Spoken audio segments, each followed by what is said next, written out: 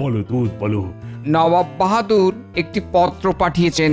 আমাকে বলেছেন এই পত্র আপনাকে দিতে এবং আপনাকে এক্ষুনি তার উত্তর দিতে হবে, আর সেই উত্তর নিয়ে আমাকে এক্ষুনি যেতে হবে। বেশ বেশ, তোমার পত্র মন্ত্রীকে দাও। মন্ত্রী, পত্র পড়ে শোনাও। কল্যাণী এসু কৃষ্ণচন্দ্র, আশা করছি তোমার প্রজারা বেশ মহা আনন্দেই আছে, আর তারা তোমাকে মন প্রাণ দিয়ে খাজনাও দিয়েছে। তোমাকে যে কারণে এই পত্র পাঠিয়েছি সেটি হচ্ছে আগামী 14ই পৌষ অর্থাৎ ইংরেজদের বর্ষ শেষের দিন বড়লাট আমাকে একটি অনুষ্ঠান করিয়া একটি ট্যাঁক ঘড়ি উপঢৌকন দেবেন। ট্যাঁক ঘড়ি? হ্যাঁ গোপাল, ওটি হচ্ছে সময় দেখবার যন্ত্র। নবাব বলেছেন এরপর ইংল্যান্ড থেকে একটি বিদেশি সোনার বড় ঘড়ি জাহাজে করে এসেছে। হ্যাঁ, সোনার ঘড়ি? কি হলো মন্ত্রী, কি ভাবছো? না না, বলছি বড়লাটের ইচ্ছা ঠিক রাত 12টায় সোনার ঘড়ি ঢং ঢং করে বাজিবে। আর এ তো ঢং মহারাজ, এ তো বড়ই রঙ্গ, 12 বার ঢং ঢং করবে। আহ গোপাল, একটু চুপ করো। হ্যাঁ, যা বলছিলাম, সোনার ঘড়ি ঢং ঢং করে বাজিবে আর বড়লাট কেক নামক একটি মিষ্টান্ন কাটিয়া নতুন বর্ষ উদযাপন করিবে। তারপর বল নামক এক প্রকার নৃত্য করিবেন। হ্যাঁ, বল নাচ? সে আবার কি? এ কি আমাদের উপর বল প্রয়োগ করা হবে নাকি? তোমাকে কি আমন্ত্রণ করা হয়েছে গোপাল? সে যাই হোক, বল প্রয়োগের ব্যাপারটা আমার মাথায় কিন্তু থাকলো। মহারাজ, নবাব লিখেছেন বল নৃত্য সাহেব মেয়ে সবাই মিলেই নাচে, আমরা দর্শনে উপভোগ করব। তুমি এবং তোমার পাত্র মিত্র সবাইকে আনিবে, এটাই আমার ইচ্ছা। আমিও বড়লাটকে দেখাতে চাই আরে ঘরে আমরাও কিছু কম যাই না। এবং কি? গোপালকে অবশ্যই আনিবে। মহারাজ, মনে হচ্ছে নবাব বাহাদুর গোপালকে দিয়ে বল নৃত্য করাবে। পরিশেষে জানাই, এই বৎসরের পূর্ণ খাজনা আমার কাছে এখনো এসে পৌঁছায়নি। নবাব ঘুরে ফিরে সেই খাজনাতে এসেই আটকে যাচ্ছেন মহারাজ। বর্ষবরণে এত বাজনা বাজবে আর উনি খাজনা নিয়েই চিন্তিত। বেশ, তুমি যাও, নবাবকে গিয়ে জানাও 14ই পৌষ প্রত্যুষে মহারাজ কৃষ্ণচন্দ্র তার পাত্রমিত্র এমনকি গোপাল সমেত নবাবের কাছে পৌঁছে যাবেন। ধন্যবাদ মহারাজ, আপনার আজ্ঞা নিয়ে আমি আবার রওনা দিচ্ছি নবাবের কাছে। তাহলে মহারাজ, এটা তো বড়লাটের আমন্ত্রণ হলো না? না না না, এটা নবাবের এক প্রকার হুমকি হলো। আমরা কিন্তু নবাবকে জানিয়েছিলাম যে হেমন্তে অসময়ে বৃষ্টির জন্য প্রজাদের অনেক ফসল নষ্ট হয়ে গেছে। কিন্তু উনি বলেছিলেন বৃষ্টির সময় বৃষ্টি হবে। এ আর আশ্চর্য কি? অর্থাৎ নবান্নের পূর্বে ভারী বৃষ্টি চাষিদের কিরকম ক্ষতি করে সেটি নবাব জানেন না, উনি সময়ের দোহাই দিচ্ছেন। কি বলতে চাইছো গোপাল? এটাই বলতে চাইছি যে নবাবের এই সময় জ্ঞানের অভাব ইংরেজরা বিলক্ষণ ধরতে পেরেছে, আর তাই তারা নবাবকে ওই ট্যাঁক ঘড়ি দিচ্ছেন। তোমারও কি ওই রকম ট্যাঁক ঘড়ির শখ জেগেছে নাকি গোপাল? আমার কি শখের শেষ আছে? সোনার ঘড়ি? হ্যাঁ, না, এটাকে কিভাবে কবজায় করা যায় ভাবি। ও, তার মানে তুমি এখন চললে? নবাবের আমন্ত্রণ বিশেষভাবে আমাকে। এটা জানি জানি, তুমি গিয়ে রঙ্গ করবে আর সবাই হাসবে বলি আর কেউ নেই যে নবাবকে হাসাতে পারে। আহা গিন্নি, তুমি বুঝতে পারছো না, এটা শুধু নবাবকে হাসানো নয়, এটা ইংরেজ সাহেবদের বল নৃত্য। তুমি কি যে ছাই পাশ চাকরি করো বুঝি না, শেষে নৃত্য করতে যাওয়া হচ্ছে। আহা, আমি নাচবো নাকি? তুমি নাচলে যে কি হবে সেটাই ভাবছি। ঘরে তো তুমি নাচো না, সবাইকে নাচাও। মানে কি কি কি কি কি বলতে চাইছো কি তুমি? আজ 7 দিন ধরে বলে যাচ্ছি কই মাছের ঝাল খাবো গো, তা 7 দিনে তুমি বাজারে কই মাছ দেখতে পেলে না? খালি আজ আনবো কাল আনবো বলে না চাচ্ছ। হ্যাঁ, কি কাণ্ড হচ্ছে! এত বড় একটা সাহেবদের অনুষ্ঠানের বিষয়ে কথা, আর সেখানে তুমি কিনা কই মাছ নিয়ে এলে। কই আমার, কই মা। এই কই কই করছো কেন? কই শুনে তুমি কই কই কই কই করছো? কি? সোজা কথা বলে দিচ্ছি, কই মাছের ঝাল যদি না খাওয়াতে পারো তাহলে তোমার ওই নাচতে যাওয়া হবে না। হ্যাঁ, কি আশ্চর্য! মহারাজ বললেও হবে না। হ্যাঁ, আরে শোনো গিন্নি, এটা একটা বিরাট ব্যাপার। সাহেবরা আমাদের নবাবকে ট্যাগ ঘড়ি উপহার দেবেন। এটা একটা যাকে বলে দুর্লভ মুহূর্ত হবে। সেই সময় উপস্থিত থাকা একটা বিশাল বড় ব্যাপার গিন্নি। ও তাতে তোমার কি? হ্যাঁ, তুমি নিজে তো ট্যাগ খালি করে সব সময় বসে থাকো। হ্যাঁ, উফ গিন্নি, শোনো শোনো, একটা বিশাল সোনার ঘড়ি জাহাজে করে এসেছে। সেইটা ঠিক রাত 12টায় ঢং ঢং করে বাজবে। সোনার ঘড়ি হোক আর তামার ঘড়ি, ঢং ঢং ঢং ঢং করে বাজবে। সেই নিয়ে তুমি এত ঢং করছো কেন বাপু? বলি কটা সোনার গয়না গড়ে দিয়েছ আমাকে? এই রে, কই মাছ তো এর থেকে ভালো ছিল। কিচ্ছু বলি না বলে তো তুমি পেয়ে বসেছো। এখন বাজারে যাও, ভালো দেখে কই মাছ নিয়ে এসো, তবে তুমি যেতে পারবে, এই আমি বলে দিলাম।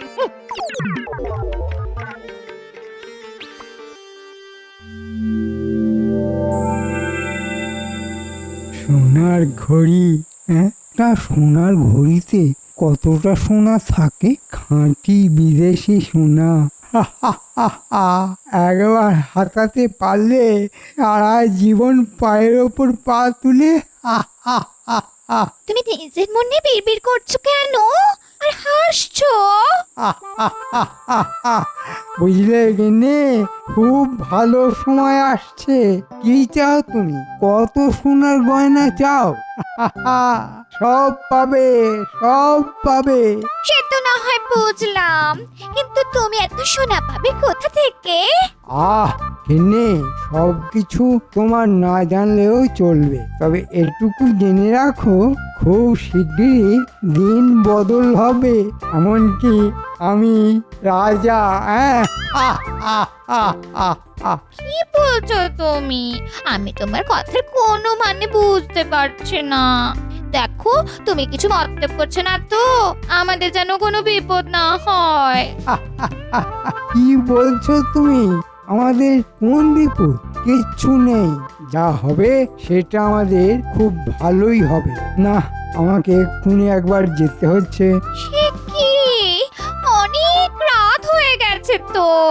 গিন্নি, যদি সূর্যের মুখ তাড়াতাড়ি দেখতে চাও তাহলে রাত থাকতেই বেরোতে হবে বই কি। আর এই কাজ আমার রাতের কাজ, সব কাজ দিনে হয় না।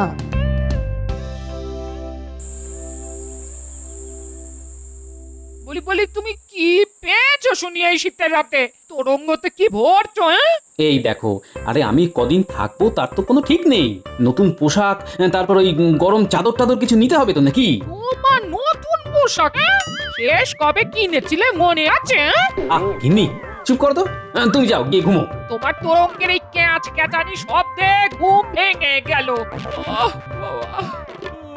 নিজেও সব লন্ড ভন্ড করছো, আর আমারও রাতের ঘুমের তো ভারপা করছো। হ্যাঁ, যাও সরো তো এখান থেকে, আমি গুছিয়ে দেবো। উফ, না না, মনে হচ্ছে পেটে খাবার ঠিক হজম হয়নি। কই মাছের ঝাল তো না, যেন লঙ্কা বাটা জিভে ডলে দিয়েছে কেউ। বাধ্য হয়ে আমাকে হাঁড়ি থেকে গুড় নিয়ে খেতে হলো। কাণ্ড, হ্যাঁ? বলি ছোটবেলার অভ্যেস তোমার আর গেল না দেখছি। হ্যাঁ, আমি একটু হেঁটে আসি, বুঝলে? ভালো করে গায়ে আলোয়ান জড়িয়ে নাও। বলি বাইরে পৌষের শীত, সেই খেয়াল রেখো। হ্যাঁ, না, পেট বেশ গরম হয়েছে মনে হচ্ছে, সেই কারণে একেবারে ঠান্ডা লাগছে না, ঘুমটাও আসছে না। না, কাল একবার কবিরাজের থেকে পাঁচন খেতে হবে দেখছি। এত রাতে কে? যেই হয়ে থাক, তারও আমার মতো পেট গরম হয়েছে বলে তো মনে হচ্ছে না। এগিয়ে দেখি তো। তাড়াতাড়ি পৌঁছাতে হবে। মন্ত্রী নিশ্চয়ই কোনো কুমতলবে এসেছে। ও বাবা, আবার শীষ দিচ্ছে। বলুন মন্ত্রী মশাই। বড় কাজ আছে। কোথায়? এখানে না, মুর্শিদাবাদে। ও ও বাবা, তোরা এখনই মুর্শিদাবাদে রওনা হয়ে যা। ছদ্মবেশে থাকবি, বণিকের ছদ্মবেশে। ওখানে তোদের সব কাজ আমি বুঝিয়ে দেব। কিন্তু আমরা কি পাবো? তোরা যা পাবি তা কল্পনাও করতে পারছিস না। শুধু বলছি, এ কাজ ঠিক মতো হলে নবাব আর রাজার নাক কাটা যাবে। তোরা অনেক সোনা পাবি, আর আমি নিজেই রাজা হয়ে যাবো। হ্যাঁ, বেশ, যা হবার তাহলে নবাবের ওখানেই হবে। নাক কাটা যাবে বলছে, মানে সাহেবদের অনুষ্ঠানের মধ্যেই কিছু একটা হবে। মন্ত্রী, আমি থাকতে তুমি কিছুই করতে পারবে না বাবা। হুজুর, মহারাজ কৃষ্ণচন্দ্র তার মন্ত্রী পাত্রমিত্র সমেত এবং গোপাল ভাঁড়কে নিয়ে দরবারে আসবার জন্য প্রস্তুত। আস্তে আজ্ঞা হোক। সুস্বাগতম। তোমরা সকলে এসেছো বলে আমি খুশি হয়েছি। কৃষ্ণচন্দ্র, তুমি আমার এখানে অতিথি। কোনো ভুল ত্রুটি হলে মার্জনা করো। নবাবের অতিথি নিবাসে আমরা সকলেই খুব ভালো আছি। নবাবকে ধন্যবাদ, ধন্যবাদ। এই যে গোপাল, তোমাকে তো আর আমার দরবারে পেলাম না, তাও এরকম উপলক্ষে তোমাকে দেখলাম। আমরা তো সবাই এসেছি। সে তো দেখতেই পাচ্ছি। চলো চলো কৃষ্ণচন্দ্র, আমরা সাহেবদের বড় ঘরে যাই। ওইখানে এখন সোনার ঘড়ির উদ্বোধন হবে। চলো।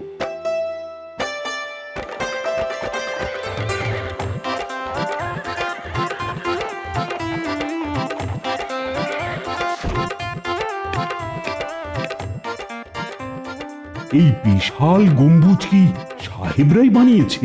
আমার শ্রমিকেরাই কাজ করেছে, এরা নকশা দিয়েছে, যথাযথ পারিশ্রমিক এনারাই দিয়েছেন।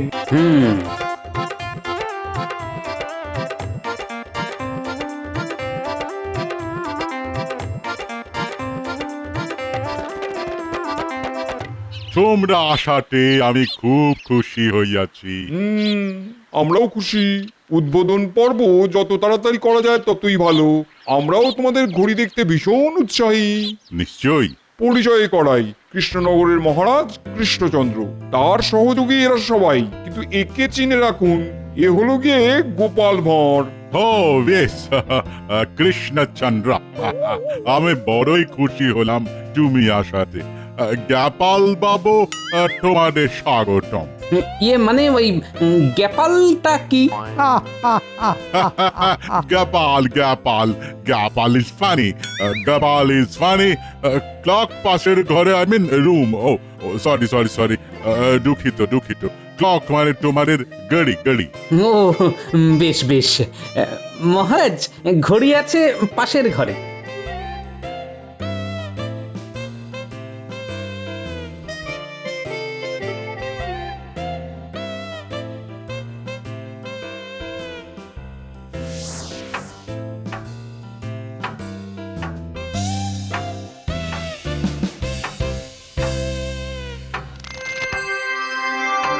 চমৎকার, অপূর্ব অপূর্ব।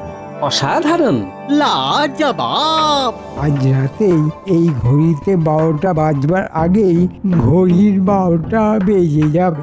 আজ সন্ধ্যা থেকে আমাদের উৎসব চলিবে। রাত 12টা বাজিলে এই গড়ি জানাবে, আর তখনই কেক কাটা হইবে।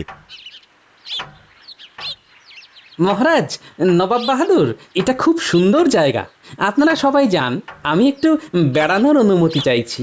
বেশ বেশ বেশ, তুমি যাও, ঘুরে দেখো।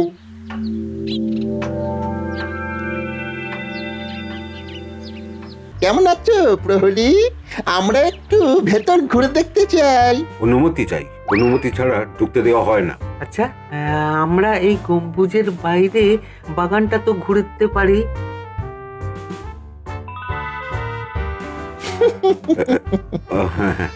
যাও যাও যাও, জলদি জলদি ঘুরে নাও, বিকালের মধ্যে সব চলে আসবে। যাও যাও।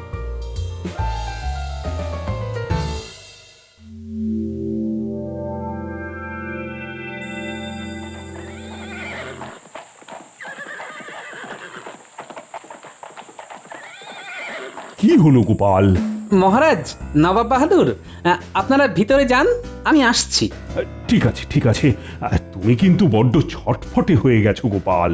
গোপাল শয়তানটা কিছু আন্দাজ করেছে কিনা কি জানে।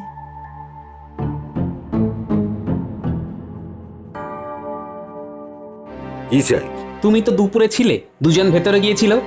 না, এইরকম কিছু তো ঘটেনি। তুমি মোহর নিয়ে মানে ঘুষ খেয়ে দুজনকে ভিতরে ঢুকিয়েছো। নবাব জানতে পারলে কিন্তু তোমার গর্দান যাবে। তুমি জানলে কি করে? আমি সব দেখেছি। খুব ভুল হয়ে গেছে। ওরা বাগানে গেছিল কিন্তু বেরোয়নি। মানে ওই চলে যাবার কথা ছিল, কিন্তু ওদের বেরোতে দেখা যায়নি।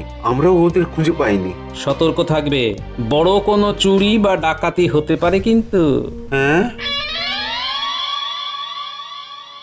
এখন আমাদের বড় লাট নবাবকে ট্যাগ গড়ি উপহার দিবেন। খুব খুব সুন্দর হয়েছে নবাব। তাহলে এখন কটা বাজে? এখন 10টা বাজে, তোমরা খেয়ে নাও। না জানি কি সাহেবি খানা জুটবে। গোপাল আস্তে, কি যে বলো না। আরে এই মন্ত্রী মশাই যে, মন্ত্রী মশাই আর সময় নেই, ঘড়ির সবটাই সোনার, যা নিতে পারবো তাই লাভ। আমরা আগে পেন্ডুলাম খোলার চেষ্টা করছি, আপনি আসুন।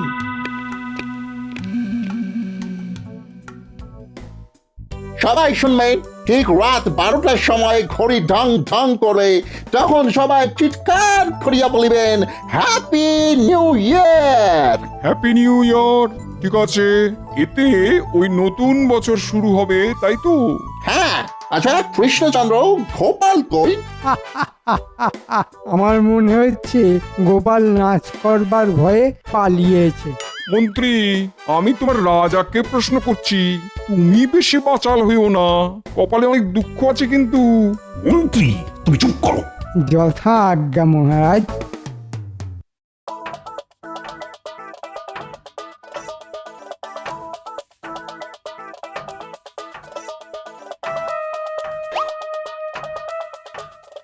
উফ, এত বড় ঘড়ি সে তো বুঝতে পারেনি।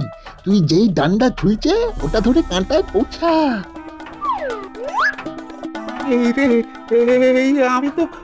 আমি তো দুলেই যাচ্ছি। কোন রকমে ওঠ, কাঁটা দুটো খোল আগে। আরে আমি একা কি করে পারবো?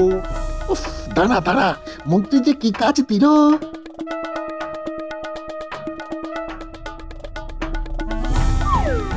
বাস, সোনার কাঁটা।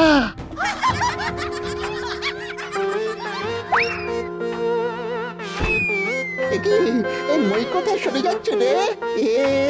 তো গড়িয়ে যাচ্ছে রে, তলায় চাকা লাগানো যে। কি গোপাল? ঢং ঢং করে ঘড়ি বাজু, মই আজ তোমাদের কপালে জুটছে না।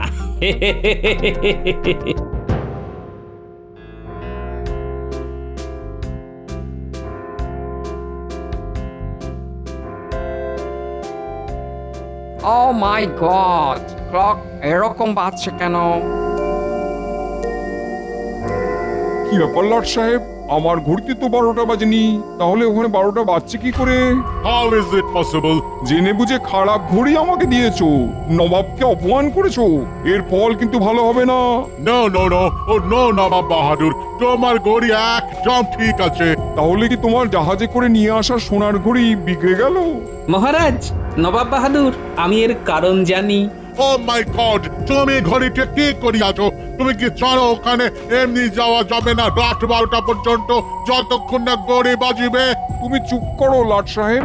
গোপাল, কি হয়েছে বলো? ওই বড় ঘড়িতে বটা ঘটা নামে দুটো ভূত ঢুকেছে সোনার ঘড়ি থেকে সোনা চুরি করবার জন্য। গোপাল, তুমি যখন জানো তাহলে বলনি কেন? একটু মজা হলো আর কি। আমি জানি যে ওরা পালাতে পারবে না, দুজনেই এখন পেন্ডুলাম ধরে ঝুলছে। হ্যাঁ, বলো কি গোপাল? মহারাজ, নবাব বাহাদুর, লাট সাহেব, আমি একটা ছোট্ট কাজ করেছি। ওরা একটা মই নিয়ে ওই ঘড়ির পেন্ডুলামে পৌঁছেছিল, আমি সেই মই সরিয়ে নিয়েছি।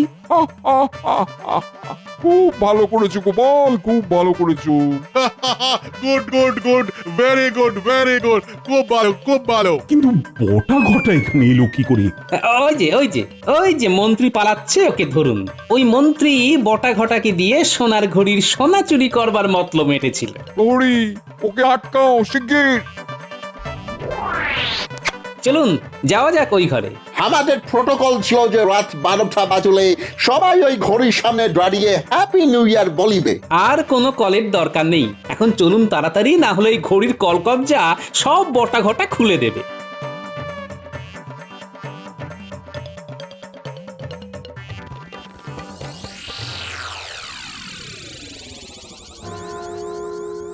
মাই গড, এ কি, এ তো মনে হচ্ছে ভেঙে পড়বে।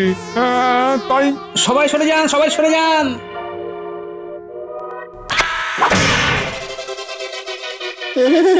ও বাবা গো, ওরে বাবা। নবাব, নবাব, আমার মন্ত্রী আমার মান সম্মান নষ্ট করে দিয়েছে। আপনি আপনি আমার মন্ত্রীকে যে কোনো রকম শাস্তি দিতে পারেন। আমিও এখানে আমন্ত্রিত, তাও বড়লাট কি বলে শুনি। আমি কি বলিব, আমরা আমরা সবাই মিলে গোপালকে পুরস্কার দেব। গোপাল, তুমি আমার থেকে পুরস্কার পাবে, কিন্তু তার আগে আমি ঠিক বুঝতে পারিনি, এসব গোপাল মিথ্যে বলছে। মন্ত্রী মশাই, আপনার জন্য আমাদের এই অবস্থা। ওই পেন্ডুলাম যেমন ঝুলছিল, তেমনি মন্ত্রীকেও পেন্ডুলামের মতন ঝুলিয়ে দেওয়া হোক। ওরে বাবা রে, আমার কি হবে? 12টা বাজলে তবে ছাড়া পাবে। আমরা এখানেই সবাই হ্যাপি নিউ ইয়ার বলবো। ওরে বাবা রে, মহারাজ মহারাজ আমাকে বাঁচান মহারাজ, আমার নিউ ইয়ার তো শেষ হয়ে গেল মহারাজ। এইভাবে দুললে কি ম্যাড হয়ে যাবে মহারাজ? কৃষ্ণচন্দ্র, ভাগ্যিস গোপাল ছিল, তাই তোমার আর আমার দুজনেরই মুখ রক্ষে হয়েছে।